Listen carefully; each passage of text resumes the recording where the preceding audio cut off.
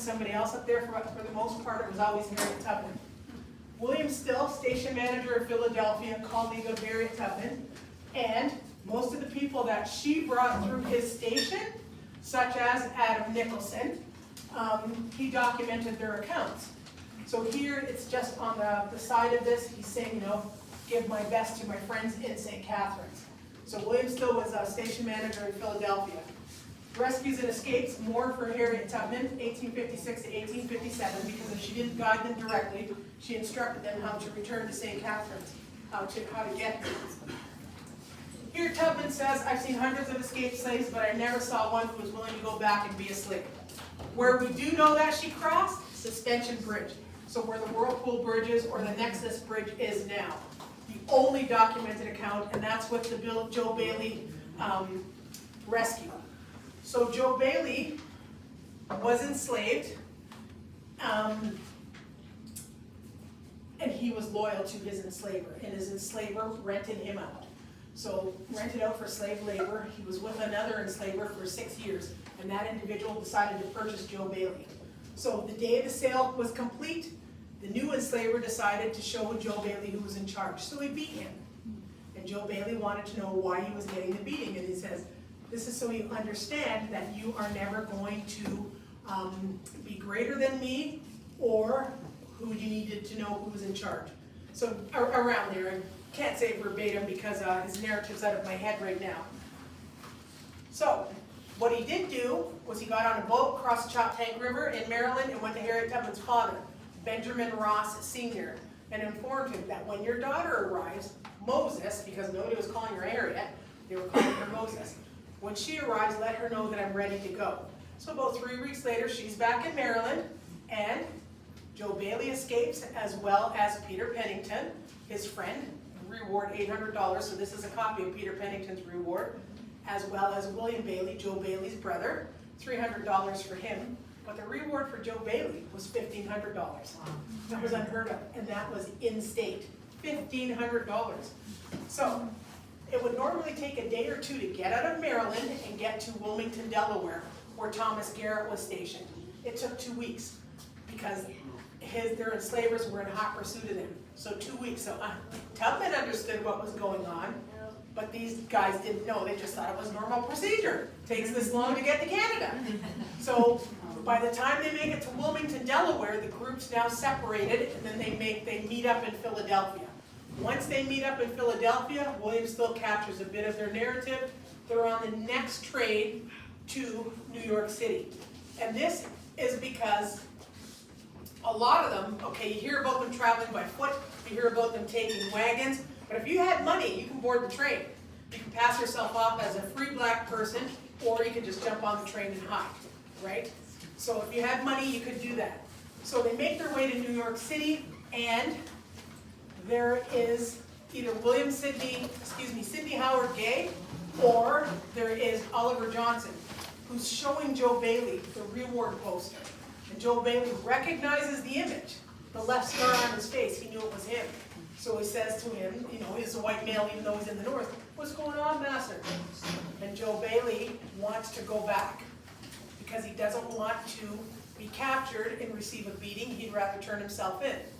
Well, with Harriet Tubman, one rule. Once you begin the journey, guess what? No turning back. She carried a pistol. You're going to die where you stand, because if you go back, you're turning in everybody, and that's not going to happen. Right? So, the minister's here now. President Dotto, Reverend Dotto's here, so I want to give a shout out to him.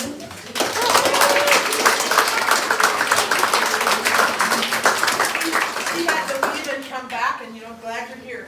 So it took 18 hours to get from New York City to here. Joe Bailey, right? So this picture's up here because this is a crossing into Canada, and you can see the falls. Harriet Tubman is arguing with him, get up and look at the falls. He wouldn't.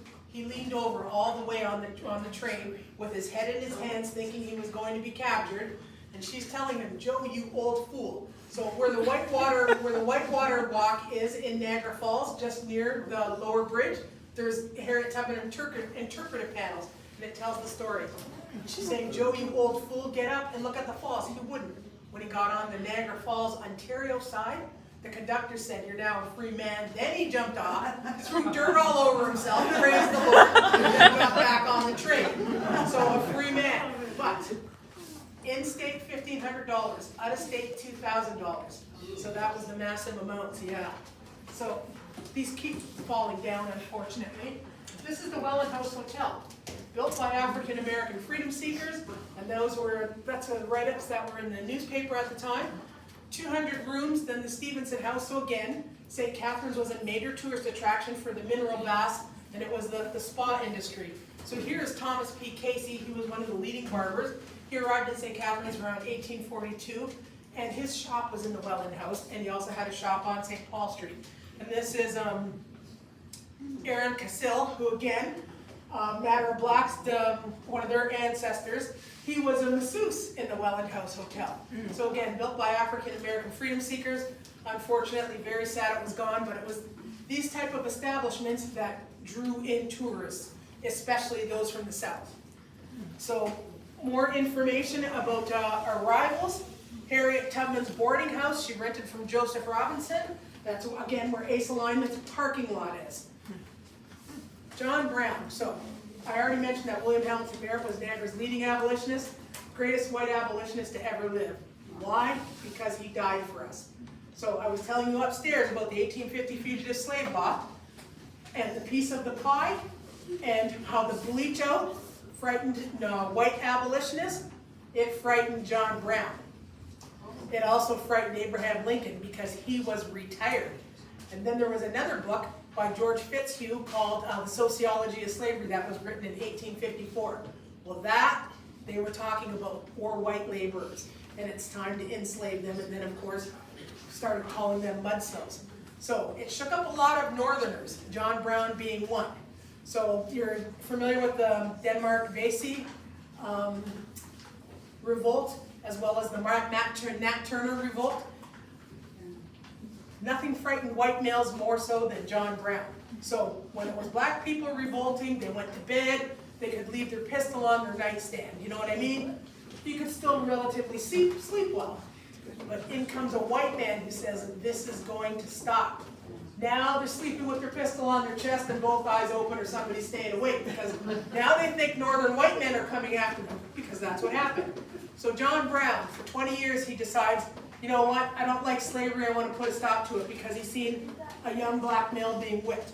Well, by the time 1854 rolls around, this book comes out, the Sociology of Slavery. He decides, you know what, they're getting out of hand. And the 1850 Fugitive Slave Law Act had passed, they're getting out of hand. So now he's hatching the plan. Comes up to St. Catharines after he's discussed the plan with Frederick Douglass and others, other black males and other white males, because he had a group known as the Secret Six, the financiers, and Garrett Smith in Peterborough, New York. John Brown decides he's going to come to St. Catharines. He's going to meet with Harriet Tubman at her boarding house. So it was a secret meeting. Nobody knew John Brown was here at the time, although he was already notorious. There were rewards out for his arrest. So warrants out for his arrest in the United States for the bleeding of Kansas, where he killed 5 men, him and his band of men. Because Kansas was an uncharted state that it was between the individuals to fight. They were at war, whether it was going to be a state of slavery or a free state. So John Brown went there, 1856, 1857, ended up killing some people. So now he's here in St. Catharines, he's talking to Tubman, he's here for 10 days. He moves on to Chatham, Ontario. He's discussing the raid on Harper's Ferry, which he wants to overthrow with other black males. It was supposed to take place in the summer of May 1858. There was a halt. It was delayed for 18 months because one of his white male recruits decided to tell white abolitionists. He didn't tell Southerners in Congress. He told white abolitionists, and of course that frightened everybody, and that, you know, stopped the movement. So fast forwarding, it's now October 16th, 1859. John Brown is in Harper's Ferry, Virginia. The raid begins. 2 days later, John Brown's captured. 2 of his sons are killed. 1 black male escapes. Others are captured. They're hung on December 16th, but John Brown is charged with treason, and he's arrested, charged with treason, and hung on December 2nd. William Howard Gay is the man that prevented his provincial constitution here from St Catharines, so it was actually printed here. More about Harriet Tubman. This is about her last rescue and the Ennals family that she guides to St Catharines. This is William Wells Brown, who's interviewing individuals here in 1861 for a newspaper called The Pine and Palm, and he discusses the colored village here. Again, it was also known as the Black Village. And then he's interviewing people about Harriet Tubman, and weren't they afraid when she was guiding them? And one person quotes that, no, Moses had the charm. She had supernatural power. White folks couldn't catch Moses. So that's there. Harriet Tubman and the Civil War, but these two, I put them up backwards when they fell down. So we'll just start here. This is the Fugitive Aid Society, and members of that, the members that were here with her. So 5 are actually buried in Victoria Lawn Cemetery. So they formed that in 1861. The Underground Railroad had many branches, according to Frederick Douglass, who's down here. This is his quote. So, the Underground Railroad ended at the U.S. border. Slave catchers weren't allowed to, cross the border and come into Canada. Although they would come here and scope out the situation, they'd send in black people, which happened on a number of accounts, especially black women, to come in and try to entice individuals to get them closer to the river so that they could capture them and return them to slavery. But the law prevented them from coming into British North America and capturing anybody, just like the law prevented fugitives from being extradited. So, wherever freedom seekers settled in Canada West, that was their last stop on the Underground Railroad. St. Catharines is the only site to be legitimized as an Underground Railroad stop outside of the U.S., and that's because Frederick Douglass said it was, and he wrote it in 1881. So he said the Underground Railroad had many branches, but the ones he was connected with began in Baltimore, Maryland, then it went to Wilmington, Delaware, Philadelphia, Pennsylvania, New York City, Albany, New York, Syracuse, New York, Rochester, New York, where he was stationed, and then St. Catharines, Canada. So if it wasn't for Frederick Douglass, we'd be like every other site in Canada. Just a last stop. We're a legitimized last stop because of him. Harriet Tubman's newest picture that was discovered in 2017-2018. Her last will and testament identifies 4 nieces that were here when she died in 1913, still living in St. Catharines. 1 was living in Cayuga, Ontario. 3 of those nieces are buried out in Victoria Lawn Cemetery. And St. Catharines was a hub for Loyalist activity. Well, I shouldn't even say St. Catharines. The Golden Horseshoe was a hub for Loyalist activity, and it was also a gateway for Confederates. So not all Confederates returned to the U.S., just like not all freedom seekers returned to the U.S. Many stayed here and put down roots. One of the most things that's most astounding is there was no obituary printed about Harriet Tubman from St. Catharines. It was a young man by the name of Richard Ball. He grew up here, so he was a descendant of freedom seekers. He grew up here in St. Catharines, and he remembers her as Moses, and he remembered everything she did. He became a minister of the BME church, and he printed her obituary almost a month after she died, from the Toronto Globe newspaper, because they couldn't get it published here in St. Catharines. Why? Because like Niagara on the Lake and other areas at the time, right, it was a hub for Confederate descendants as well as Loyalist descendants and freedom seeker descendants. So that's a mix of people, right? And visualize all the intermarriages of all these 3 different folks. So I can use myself as the example.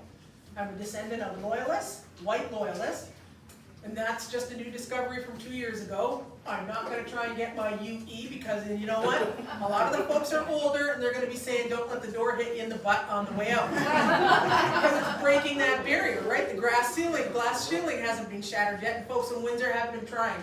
I'm not even going to bother. I'm a descendant of Confederates. Why? William Harper wrote the Memoir of Slavery, so he was a brief senator in South Carolina, so we know that history. And then I'm a descendant of free blacks as well as fugitives. So when you talk about an admixture, so I am Black North American, this is how the majority of us are if you're born in North America and for many in the Caribbean. Yeah, so that's how it is for a lot of us. That's our history. So, no, that's okay, you can still stay. Information about Joe Dorsey. So his real name was Leo Dorsey. He was part of the No. 2 Construction Battalion. Everybody's familiar with that. The government just gave the apology for that. In that back corner, that little spade in the back is from one member of the No. 2 Construction Battalion. It was donated to us. The lady didn't capture all the information, but that's the spade that they had to use. So they couldn't fight in the war, but they were good enough to dig trenches. Nice. Welland House Hotel, information again under one of the Dorseys working at the restaurant. The all-colored hockey team in Canada, that should just be Ontario. When the article came out in 1837, nobody knew about Nova Scotia, so it should just be Ontario. Then, of course, Negro League Baseball, the locals, and then the last, Emancipation Day. So Emancipation Day began in St Catharines in 1835. Thank you. Thank you. Get the shot.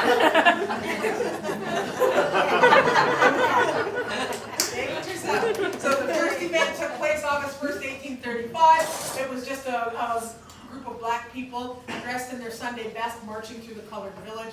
About a decade later, it had expanded to the downtown core. City council members were participating, and there were other churches that would host the event.